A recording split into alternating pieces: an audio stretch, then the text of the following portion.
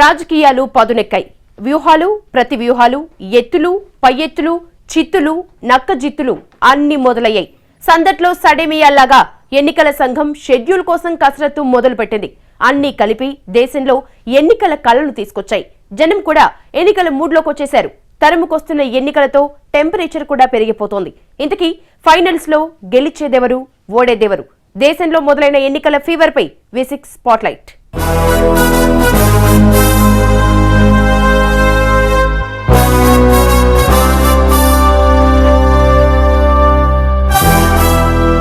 కాకలు తీరిన పార్టీలు, కొమ్ములు తిరిగిన నేతలు, ఎన్నికల్లో తలపండిన యోధులు. ఢిల్లీ కోట కోసం జరుగుతున్న పోరు రసవత్తరంగా మారింది. ప్రచారంలో దూసుకువెళ్తూ మోడీ వేడి రాజేస్తున్నారు. హ్యాట్రిక్ పై ఆశ లేకున్నా రాహుల్ మ్యాట్రిక్స్ చేస్తున్నారు. మధ్యలో కేజ్రీవాల్ ఎంట్రీ ఎన్నికలను క్రేజీగా మార్చింది. ఇంతకీ పార్లమెంటు దర్బార్లో ఏం జరగబోతోంది? యూపీఏ హ్యాట్రిక్ కొడుతుందా? దశాబ్దం తర్వాతైనా కమలం వికసిస్తుందా? లేక చీపురు కట్ట అన్ని పార్టీలకు షాక్ ఇస్తుందా? అసలేం జరగబోతోంది? సర్వేలేం చెప్తున్నాయి?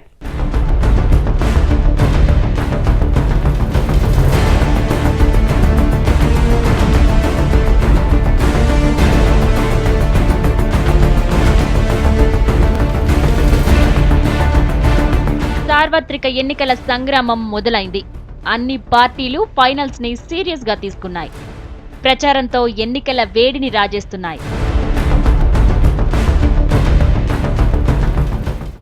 ये देश गरीब नहीं है, अमीर देश के लोगों को गरीब बनाया गया है, राजनीतिक हेतु पार करने के लिए बनाया गया है।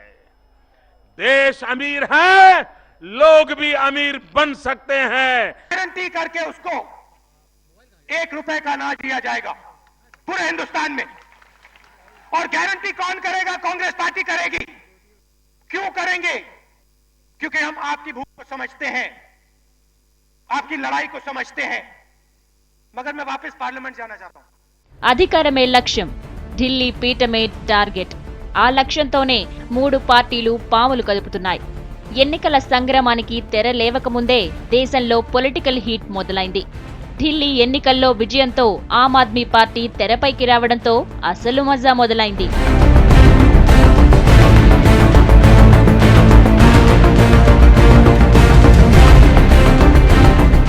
दिल्ली प्रदेश में भी एक सरकार, उस सरकार में भी एक मां की सरकार, एक बेटे की सरकार, नई दिल्ली में भी ढेर सारी सरकारें, और नई दिल्ली में तो मां की भी सरकार है. ఓవైపు నరేంద్ర మోడీ, మరోవైపు రాహుల్ గాంధీ. వీళ్ళిద్దరి మధ్య సందట్లో సడేమియాలాగా అరవింద్ కేజ్రీవాల్ సార్వత్రిక ఎన్నికలను మరింత క్రేజీగా మార్చారు.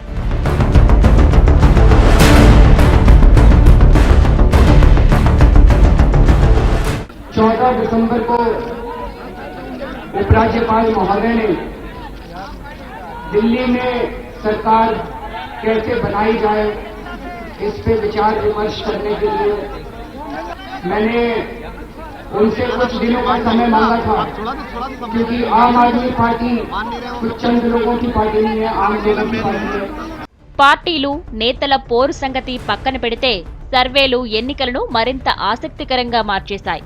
గెలుపు గుర్రాలను, గెలిచే పార్టీలను, ఓడే నేతల గురించి ఇంట్రెస్టింగ్ టాపిక్స్ తో ముందుకొస్తున్నాయి సర్వేలు. దాంతో దేశంలో ఎన్నికల ఫీవర్ మొదలైంది.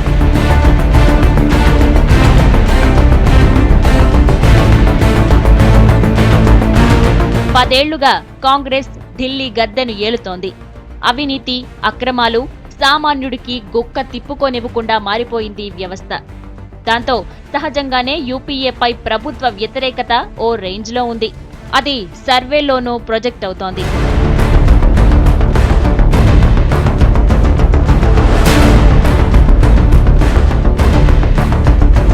యూపీఏ వీక్నెస్ బీజేపీకి స్ట్రాంగ్ పాయింట్ గా మారింది. ప్రభుత్వ వ్యతిరేకత, అవినీతిని అస్త్రాలుగా మలుచుకుని బీజేపీ దూసుకెడుతోంది. దానికి తోడు నరేంద్ర మోడీ ప్రధాని అభ్యర్థిగా ఎంపికైనప్పటి నుంచి ఆ పార్టీ శ్రేణుల్లో వచ్చిన జోష్ అంతా ఇంతా కాదు. మోడీ రాకతో జస్ట్ 4 నెలల్లోనే ఆ పార్టీ స్కోర్ 200 దాటింది. దాంతోపాటు పొలిటికల్ ఈక్వేషన్స్ చాలా వరకు మారిపోయాయి.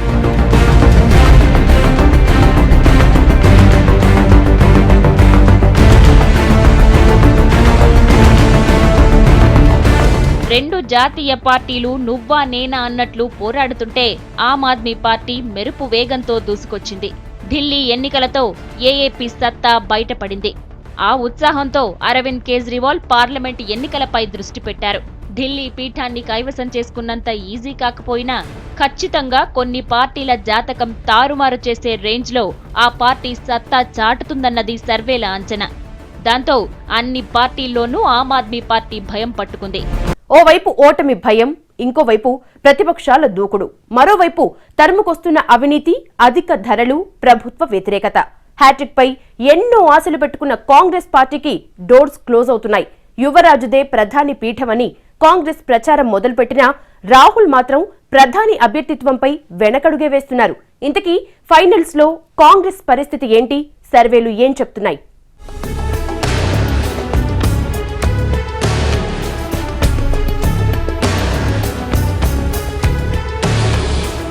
ఇది కాంగ్రెస్ పార్టీ పరిస్థితి. 5 రాష్ట్రాల ఎన్నికల ఫలితాలతో యూపీఏ ఓటమి ఖాయమైనట్లే కనిపిస్తోంది. సర్వేలు అవే చెప్తున్నాయి. యూపీఏకు బలం ఈసారి అంతంత మాత్రమేనంటున్నాయి.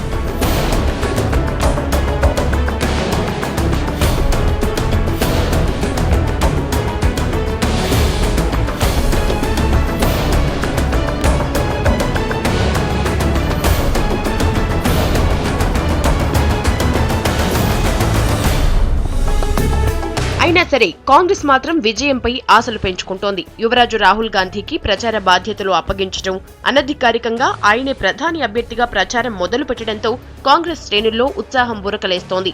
అవసరమైతే ప్రధాని బాధ్యతలు చేపట్టేందుకు వెనకడుగు వేయనని రాహుల్ అమేథీలో స్పష్టం చేశారు.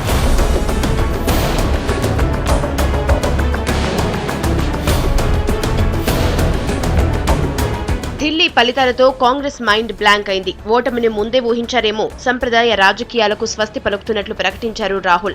సామాన్యుడి కోణంలో ఇక నుంచి రాజకీయాలు చేస్తామని, పార్టీ విధానాలు మారాలని కామెంట్ చేశారు.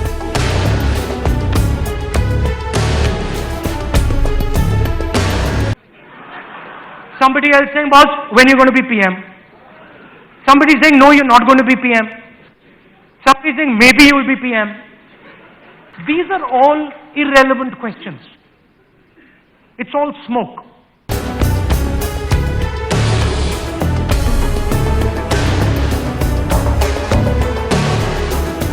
ఓవైపు మోడీ రోజురోజుకు బలాన్ని పెంచుకుంటున్నారు. ఇంకోవైపు అరవింద్ కేజ్రీవాల్ తరుముకొస్తున్నారు. రెండు పార్టీల మధ్య కాంగ్రెస్ పరిస్థితి దయనీయంగా మారిందనే చెప్పాలి. అందుకేనేమో ఏఐసీసీ మీట్లో ఆవేశంగా మాట్లాడారు రాహుల్. ప్రత్యర్థులను తూర్పారబట్టారు. శ్రేణుల్లో నైతిక స్థైర్యం నింపేలా తాను కాంగ్రెస్ సైనికుడినని చెప్పుకున్నారు. నిబద్ధత గల సైనికుడిగా పార్టీ కోసం ఏం చేసేందుకైనా సిద్ధమని ప్రకటించారు.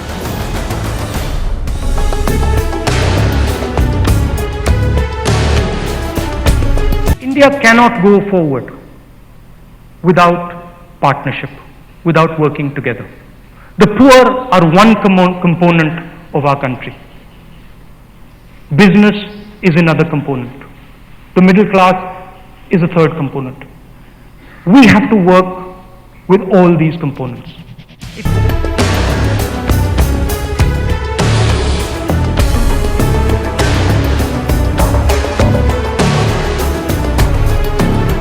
ఏదైతేనేం తరుముకొస్తున్న ఎన్నికల ఫలితమో లేక వెంటాడుతున్న ఓటమి భయమో కారణమేదైతేనేం రాహుల్ కాంగ్రెస్ కొత్త ఫేస్లా ముందుకొస్తున్నారు. పార్టీని ప్రక్షాళన చేసేందుకు కూడా సిద్ధపడుతున్నారు.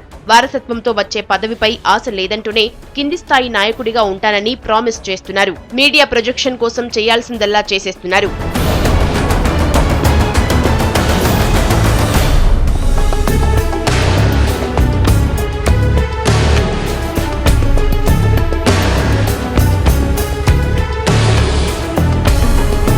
ఆమ్ ఆద్మీకే సాత్ కాంగ్రెస్ పార్టీ అని గత ఎన్నికల్లో ప్రచారం చేసింది హస్తం పార్టీ.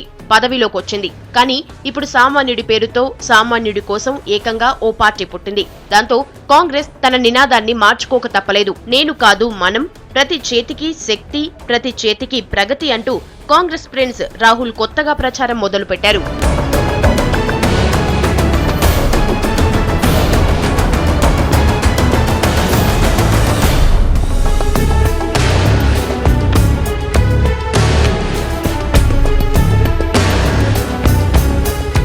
ఓవైపు అమేథీలో తనను ఓడించేందుకు ఏఏపీ భీకరంగా కసరత్తు చేస్తోంది. ఏఏపీ అభ్యర్థిగా కుమార్ బిస్వాస్ ను బరిలోకి దింపేందుకు అవసరమైన అన్ని చర్యలు చేపట్టింది ఆప్.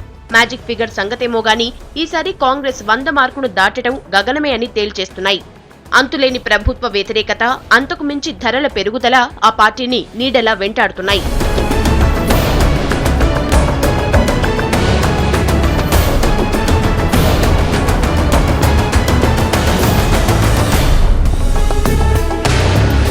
ఇంత జరిగినా కాంగ్రెస్ తన ఆశను మాత్రం చంపుకోలేదు. బీజేపీని అధికారానికి దూరం చేసేందుకు, నిర్ణాయక శక్తిగా మారేందుకు కొత్త ఎత్తులేస్తోంది. ఆమ్ ఆద్మీ పార్టీతో బీజేపీ ఓటు బ్యాంకు చీలుతుందన్న ఆశతో ఉందా పార్టీ. బీజేపీ సింగిల్ లార్జెస్ట్ పార్టీగా ఎదిగినా కనీసం 100 సీట్లతో థర్డ్ ఫ్రంట్ కు మద్దతిచ్చి ఆ పార్టీని అధికారానికి దూరం చేయాలన్న దూరాలోచనతో పాలిటిక్స్ చేస్తోంది. ఉరకలెత్తుతున్న ఉత్సాహం, ఎక్కడ చూసినా నమో నామ స్మరణం. అన్నింటికీ మించి దేశవ్యాప్తంగా కదం తొక్కుతున్న కాషాయ దళం 10 ఏళ్ల తర్వాత కమలం పార్టీ అధికారం వైపు వేగంగా అడుగులేస్తోంది. మధ్యలో ఏఏపీతో ముప్పు ముంచుకొస్తున్నా సర్వేలు మాత్రం మోడీదే విజయం అంటున్నాయి. ఇందుకీ ఫైనల్స్ లో నమోయిజం పనిచేస్తుందా? బ్రాండ్ ఇండియా ఆ పార్టీని గెలిపిస్తుందా? సర్వేలేం చెప్తున్నాయి?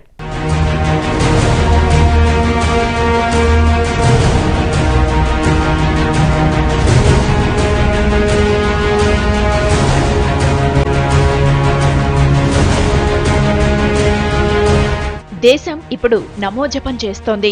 గుజరాత్ లో హ్యాట్రిక్ విక్టరీ కొట్టారో లేదో పాలిటిక్స్ మొత్తం ఆయన వైపే టర్న్ అయ్యాయి.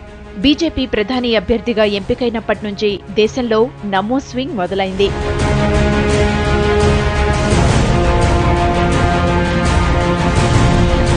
నరేంద్ర మోడీని ప్రత్యర్థులు మృత్యుబేహారి అంటున్నా, మోడీవి రక్తం తడిసిన చేతులంటున్నా జనం మాత్రం ఆయన నాయకత్వాన్ని కోరుకుంటున్నారని సర్వేలు స్పష్టం చేస్తున్నాయి.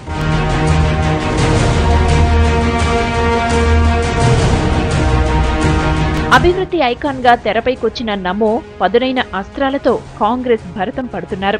అధికారానికి అడ్డం పడుతున్న ఏఏపీని చీల్చి చెండాడుతున్నారు.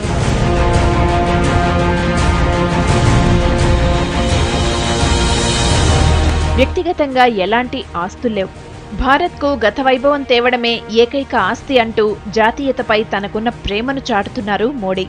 60 ఏళ్లు పాలకులకు అధికారమిచ్చారు. 60 నెలలు ఈ సేవకుడికి ఛాన్స్ ఇచ్చి చూడండి అంటూ జనాన్ని ఆలోచింపచేస్తున్నారు. దాంతో రోజురోజుకు ఆయన బలం పెరుగుతోంది. దేశవ్యాప్తంగా ఆయనకు క్రేజ్ వస్తోంది.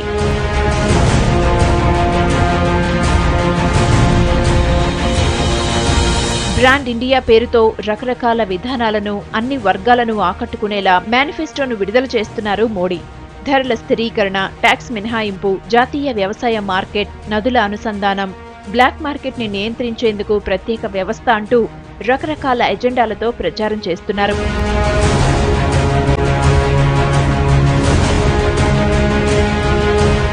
ఏదైతేనేం 4 నెలల క్రితం మోడీ ప్రధాని అభ్యర్థిగా ఎంపికైనప్పటి నుంచి దేశ రాజకీయాల్లో స్పష్టమైన మార్పు కనిపిస్తోంది.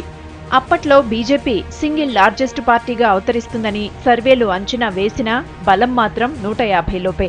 కానీ ఇప్పుడది 200 సీట్లకు పైగా పెరిగింది.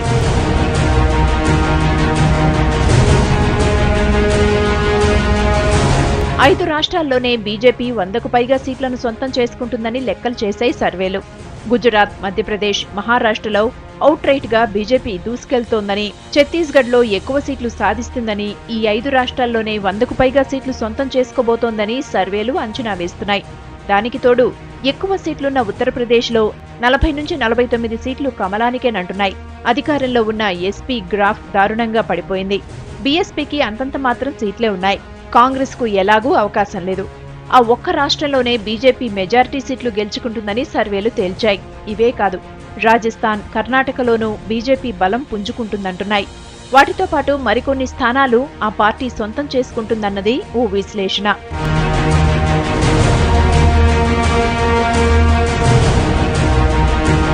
సర్వేల అంచనా ప్రకారం మోడీ నేతృత్వంలో బీజేపీకి కనీసం 200 నుంచి 220 సీట్లు వస్తాయంటున్నాయి. అరవింద్ కేజ్రీవాల్ ప్రధాని అభ్యర్థిగా ఎలివేట్ అవుతున్నా మోడీనే ప్రధాని కావాలని 45% జనం కోరుకుంటున్నారంటే పరిస్థితేంటో అర్థం చేసుకోవచ్చు.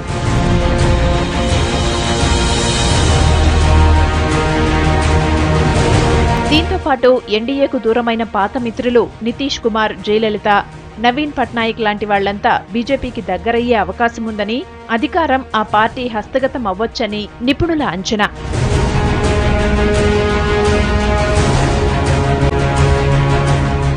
పార్లమెంట్ ఎన్నికలకు టైం దగ్గర పడుతోంది. కొత్త పార్టీ ఆమ్ ఆద్మీ కూడా ప్లాట్ఫామ్ రెడీ చేసుకుంటోంది. అవినీతి మకిలిని శుభ్రం చేసేందుకు దేశవ్యాప్తంగా సత్తా చాటేందుకు సిద్ధమవుతోంది. ఇంతకీ ఆప్కి అంత సీనుందా? ఢిల్లీ మ్యాజిక్ దేశవ్యాప్తంగా పనిచేస్తుందా? సర్వేలేం చెప్తున్నాయి? ఆప్ ఏం చేయబోతోంది? ఆమ్ ఆద్మీ పార్టీ ఉరకలెత్తిన ఉత్సాహంతో ముందుకెడుతోంది. ఢిల్లీ సక్సెస్ జోష్తో దేశవ్యాప్తంగా సత్తా చాటేందుకు పావులు కదుపుతోంది. జాతీయ రాజకీయాల్లో చక్రం తిప్పేందుకు రెడీ అవుతోంది.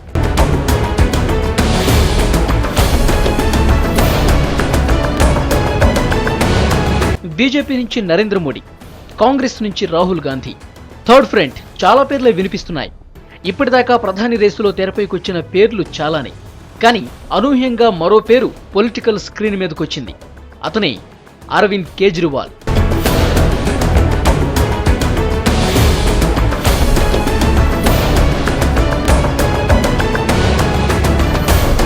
మార్పు మంత్రంతో, సామాన్యుడి ఎజెండాతో ముందుకొచ్చి కేజ్రీవాల్ ఇప్పుడు ప్రధాని రేసులో నిలబడ్డారు. మోడీకి మెజార్టీ జనం మద్దతిస్తున్నా క్రెడిబిలిటీ, నిజాయితీ ఈక్వేషన్స్ లో కేజ్రీవాల్ కు పట్టం గట్టే ఓటర్లు ఎక్కువ అవుతున్నారు. 9% జనం కేజ్రీవాల్ ని ప్రధానిగా అంగీకరించారు.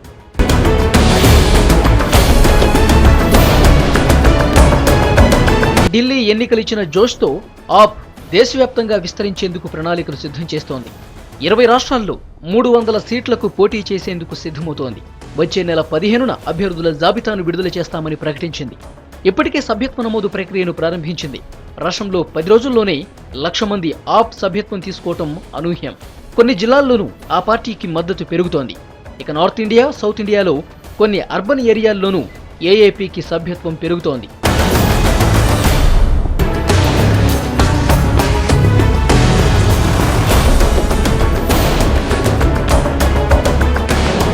మూడు 300 సీట్లకు పోటీ చేస్తున్నా 30 సీట్లకు మించి రావంటున్నాయి ఈ సర్వేలు. కాకపోతే ప్రతి రాష్ట్రంలో లోకల్ పార్టీలతో పాటు జాతీయ పార్టీల జాతకాలను ఆ పార్టీ మార్చే అవకాశం ఉందన్నది విశ్లేషకుల అంచనా. ప్రతి నియోజకవర్గంలోనూ కనీసం 3% ఓట్లను ఆ పార్టీ సొంతం చేసుకుంటుందని, నార్త్ ఈస్ట్ ఇండియాలో అది మరింత ఎక్కువని సర్వేలు చెబుతున్నాయి. ఈ లెక్కన ప్రతి పార్టీ ఆప్ని చూసి జడుచుకుంటోంది. గెలుపు ఓటములను ఆ పార్టీ నిర్ణయించబోతోందని అన్ని పార్టీలు వణికిపోతున్నాయి.